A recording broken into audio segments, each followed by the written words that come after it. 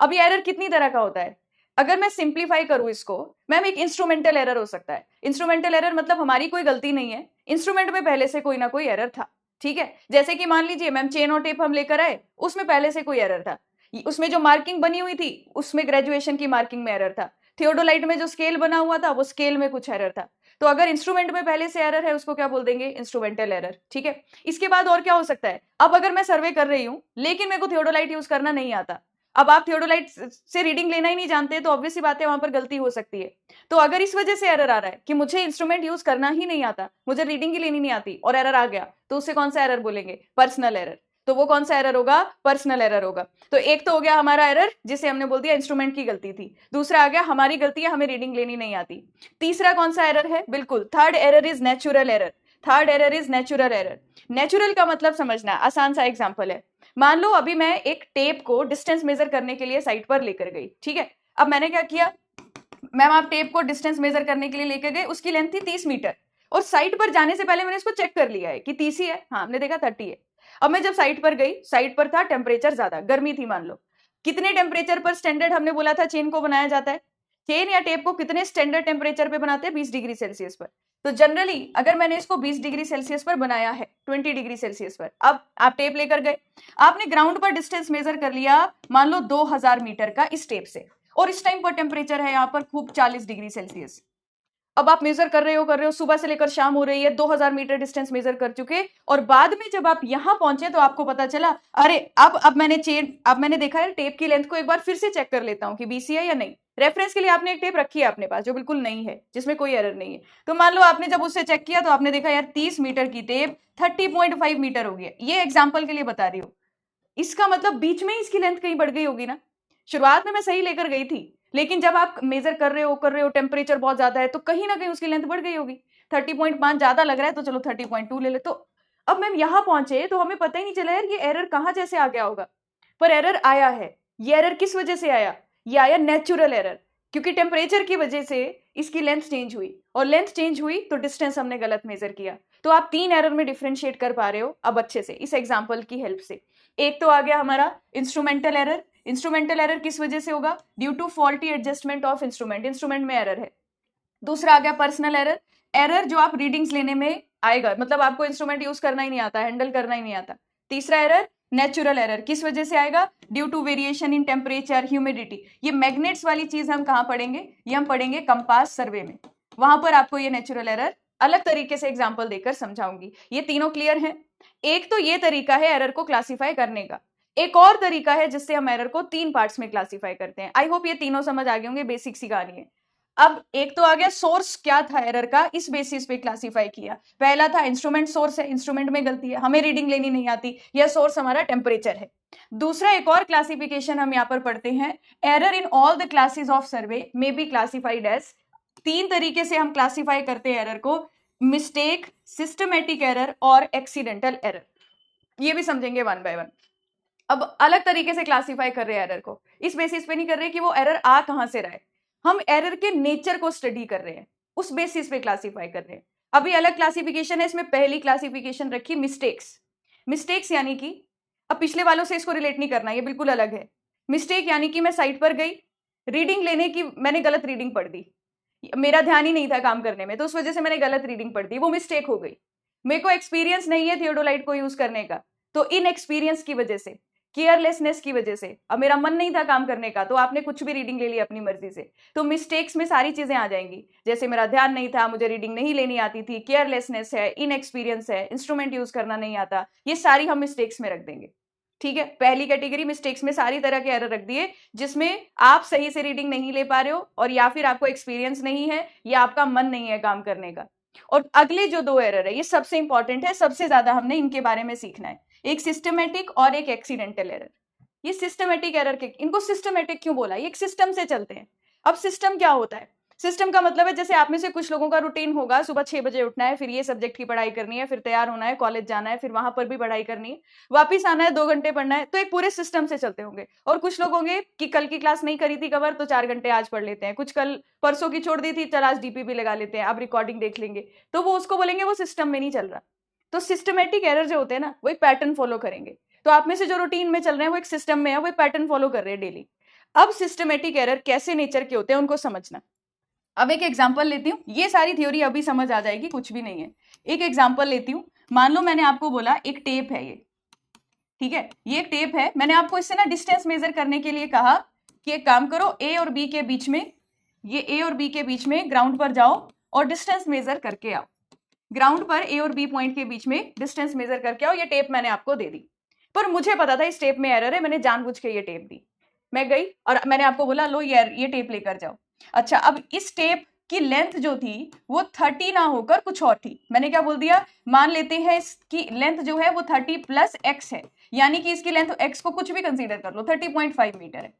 ये आपको नहीं पता था, मुझे पता था। मैंने बोला जाओ इस टेप को साइड पर लेकर जाओ, डिस्टेंस मेजर करके आओ। अब आप साइड पर गए, आपने जब डिस्टेंस मेजर किया, पहले यहां से यहां तक इस टेप को रखा, फिर से रखा, तो मैम नंबर ऑफ टाइम हम टेप को ग्राउंड पर रखकर एक डिस्टेंस मेजर कर रहे हैं। अब आप मुझे बताना, पहली लेंथ में कुछ ना कुछ एरर मिला होगा इवन। जब पहला डिस्टेंस हमने मेजर किया तो मैं 0.5 मीटर की वजह से कुछ ना कुछ एरर आया होगा। वैल्यू नहीं लिख रही मैं, वैल्यू समझाऊंगी अलग से। 0.5 मीटर की वजह से 0.5 मीटर का कुछ ना कुछ एरर मिला होगा, हमने गलत रीड किया। मैम इस मेजरमेंट में आपको एरर E1 मिला, इस मेजरमेंट में एरर E2 मिला, इस मेजरमेंट में एरर E3 मिला।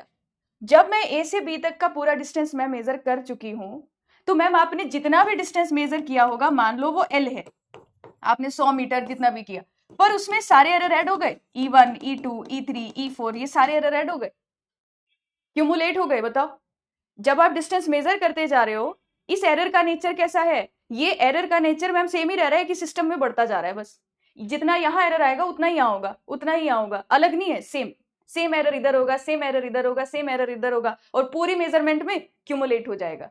तो सिस्टमेटिक एरर क्योंकि एक सिस्टम से चल रहे हैं, अब हो सकता है कभी डिस्टेंस हम ज्यादा मेजर कर बैठे हो सकता है कि हमने ये जो वैल्यू मेजर की हो डिस्टेंस वो एक्चुअल से कम कर दी हो, ये माइनस साइन भी हो सकता है, प्लस माइनस साइन हम अभी समझेंगे। तो जितने भी सिस्टमेटिक एरर होंगे, या तो वो पॉजिटिव होंगे पूरी लेंथ में, या वो पूरी लेंथ में नेगेटिव होंगे। अगर ये क्यूमुलेट हो रहे हैं तो ये हमारे पूरे सर्वे वर्क को डिस्टर्ब कर रहे हैं, और इतना एरर बढ़ जाना, इतना एरर आ जाना, इसकी वजह से तो पूरा काम खराब हो जाएगा। तो हम इन एरर को कैसे करेक्ट करेंगे, उसके लिए हम टॉपिक पढ़ेंगे करेक्शंस। मेजरली चेन और टेप सर्वे में हम सिस्टमेटिक एरर की स्टडी करते हैं, और सिस्टमेटिक एरर क्यूमुलेटिव एरर होते हैं जो एक ही पैटर्न फॉलो करेंगे, या तो पॉजिटिव रहेंगे या तो नेगेटिव रहेंगे। तो एक ही पैटर्न रहेगा, ये नहीं कि यहाँ पॉजिटिव यहाँ नेगेटिव, नहीं, सेम नेचर रहेगा। अब इसकी डेफिनेशन पढ़ो। पहली बात, ये क्यूमुलेटिव एरर को सिस्टमेटिक एरर बोला। These are the error that under same condition will always of same size and same sign. Same size के होंगे, सेम साइन के होंगे, और ये सेम पैटर्न फॉलो करेंगे, सेम पैटर्न फॉलो करेंगे। किसी को कोई डाउट है तो पूछो। समझ गए सिस्टमेटिक एरर क्या होते हैं? अब देखते हैं कंपनसेटिंग एरर क्या है, या फिर एक्सीडेंटल एरर क्या है। अब एक्सीडेंट क्या होता है? अब जब आप रोड पर जाते हो तो क्या जानबूझ के एक्सीडेंट होता है? नहीं। एक्सीडेंट हो गया इसका मतलब अचानक से कोई गाड़ी सामने आई या कुछ भी, उस वजह से होता है। तो एक्सीडेंटल एरर भी ऐसे ही है, जिनका हमें पहले से नहीं पता कि आने वाला एरर या नहीं। मैं जब रोड पर गाड़ी चलाने जाती हूँ, मुझे पहले से नहीं पता होता कि एक्सीडेंट आज होना ही होना है। तो एक्सीडेंटल एरर वो है, पहली बात तो हमें इनका पता ही नहीं चलेगा ये कब आ सकते हैं। यानी कि आप, अब इसका एक ही बेस्ट एग्जांपल है जिससे मैं आपको एक्सप्लेन कर सकती हूँ। तो एक्सीडेंटल एरर समझना, हुआ क्या कि अब आपको फिर से साइट पर भेजा गया, मान लो मैंने बोला जाओ ए और बी के बीच में डिस्टेंस मेजर करके आओ, ठीक है। अब आप में से कुछ लोग ऐसे थे जो बिना मन के काम करने गए हैं। अब देखिए आपने क्या किया, आपको मैंने चेन दे दी, सुनना ध्यान से, मैंने आपको चेन दे दी। आपको पता है चेन की हेल्प से जब आप डिस्टेंस मेजर करोगे तो हैंडल के आउटर से आउटर पोर्शन का डिस्टेंस मेजर करना होता है। आउटर से आउटर लेंथ उसकी 20 मीटर 30 मीटर होती है, ठीक है। अब कुछ लोगों ने तो बिल्कुल सही से काम किया, देखो अब देखो एक्सीडेंटल एरर समझा रही हूँ एग्जाम्पल। तो कुछ लोग हैं वो पूरा आउटर से आउटर मेजर कर रहे हैं। अब बीच में हमारी क्लास में कुछ लोग ऐसे होते हैं जो बस ऐसे ही इंजीनियरिंग क्यों कर रहे होते हैं हमें भी नहीं पता। तो वो लोग आए, उन्होंने जब डिस्टेंस मेजर किया ना, तो वो जो डिस्टेंस मेजर कर रहे हैं, हम सोचा कि चल, उनको पता ही नहीं था मेजर कैसे करना है, छोड़ो सारी कहानी, उन्हें पता ही नहीं है। उन्होंने inner to inner distance measure कर दिया और इसको D2 रिपोर्ट कर दिया, ठीक है। अगला डिस्टेंस भी उन्होंने इनर टू इनर मेजर कर लिया और इसको D3 डिस्टेंस बता दिया।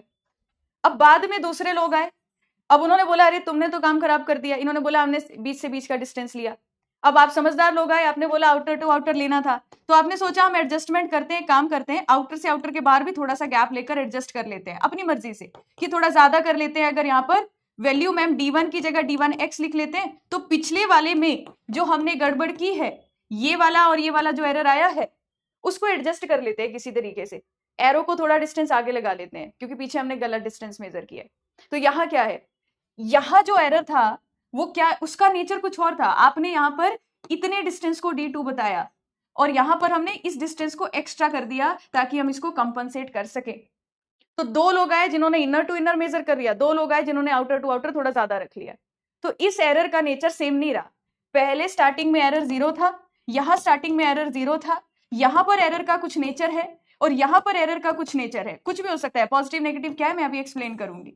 तो ये वो एरर्स होंगे। एक तो पहली बात, ह्यूमन कंट्रोल में नहीं है, हमें नहीं पता ये एरर कब आ रहे हैं। दूसरी बात, अगर ये एरर आते हैं तो मैम ये कंपनसेट हो जाएंगे। कोई एक पॉजिटिव ला रहा है तो दूसरा उसको नेगेटिव कर दे रहा है कि चल सर्वे वर्क अफेक्ट नहीं होता। तो एक्सीडेंटल एरर्स जो होंगे वो इस तरीके के होंगे, कभी भी आ सकते हैं। तो अब मैं इसको रिमूव कैसे करूं? एक्सीडेंटल एरर क्योंकि कभी भी आ सकते हैं, तो इनकी स्टडी करने के लिए हमें मैथ्स पढ़ना पड़ता है। मैथ्स में आपने नॉर्मल डिस्ट्रीब्यूशन कर्व पढ़ा होगा, अभी नहीं पढ़ाऊंगी, पहले चैप्टर कंप्लीट करेंगे। नॉर्मल डिस्ट्रीब्यूशन कर्व पढ़ा होगा शायद, तो वहां पर आप ऐसे कर्व पढ़ते हो, इसके बारे में समझेंगे। तो एक्सीडेंटल एरर को समझने के लिए हमें ये नॉर्मल डिस्ट्रीब्यूशन कर्व की स्टडी करनी पड़ती है, ठीक है। तो ये दो एग्जाम्पल समझ आ गए। अब देखिएगा, मिस्टेक्स अलग है, इस बात का ध्यान रखना, एक्सीडेंटल एरर अलग है। ये इसको मैं अलग कैटेगरी में रख रही हूँ, एक्सीडेंटल एरर की मैं स्टडी करूंगी प्रॉपर। एक और एग्जांपल ले सकते हो, चेन और टेप से डिस्टेंस मेजर करना था, आपने उसको 8 kg पुल के लिए डिजाइन किया था, किसी ने पुल ज्यादा लगा दिया, किसी ने पुल कम लगाया।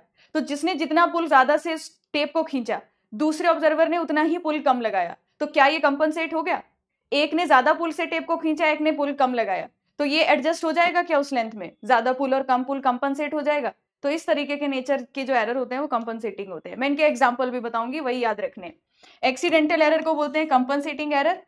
These are caused by combination of reasons beyond the ability of observer to control। मतलब ऑब्जर्वर को पता भी नहीं चलेगा कि कब ये एरर आया, तो वो कंट्रोल नहीं कर सकते इन एरर को। They sometime tends in one direction and sometimes in other। कभी पॉजिटिव चलने लगेंगे, कभी नेगेटिव चलने लगेंगे। So they follow the mathematical law of probability. तो हम इसके लिए प्रोबेबिलिटी डिस्ट्रीब्यूशन कर्व या नॉर्मल डिस्ट्रीब्यूशन कर्व पढ़ेंगे। तो हमें ना ये प्रोबेबिलिटी पढ़नी पड़ेगी कि इस एरर के आने की प्रोबेबिलिटी क्या है।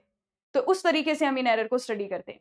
तो अभी हमारा मेन फोकस रहेगा पहले सिस्टमेटिक एरर को समझना, फिर हम एक्सीडेंटल एरर की ये लॉ ऑफ प्रोबेबिलिटी को जानेंगे। इन तीनों की डेफिनेशन जितनी बताई उतनी क्लियर है, पहले ये बता दीजिए आप लोग।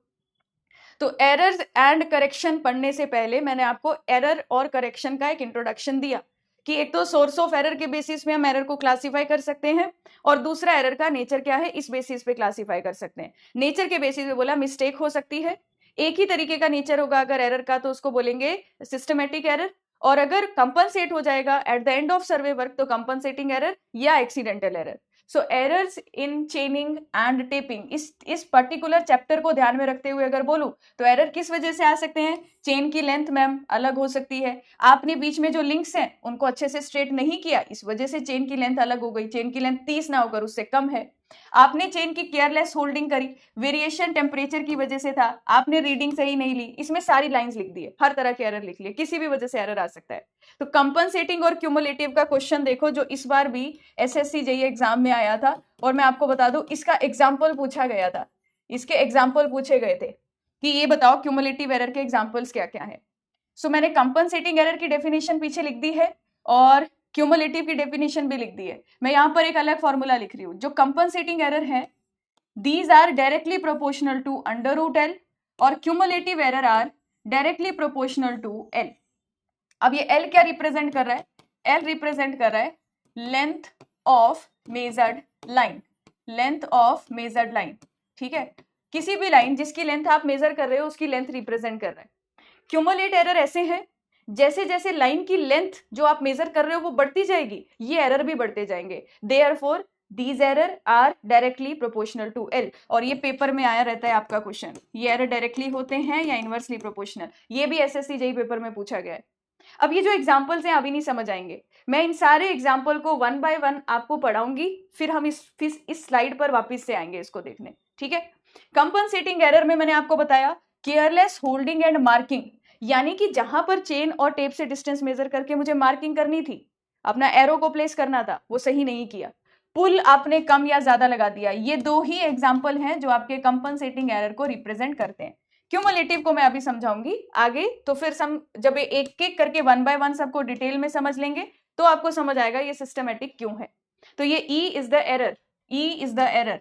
E क्या रिप्रेजेंट कर रहा है? एरर। अब अगर आपसे पूछा जाए कंपनसेटिंग एरर, तो ये E क्या है? ये कौन सा एरर है? Compensating error. आपको ध्यान रखना है, compensating error are directly proportional to, इस फॉर्मूला में डायरेक्टली प्रोपोर्शनल टू √L।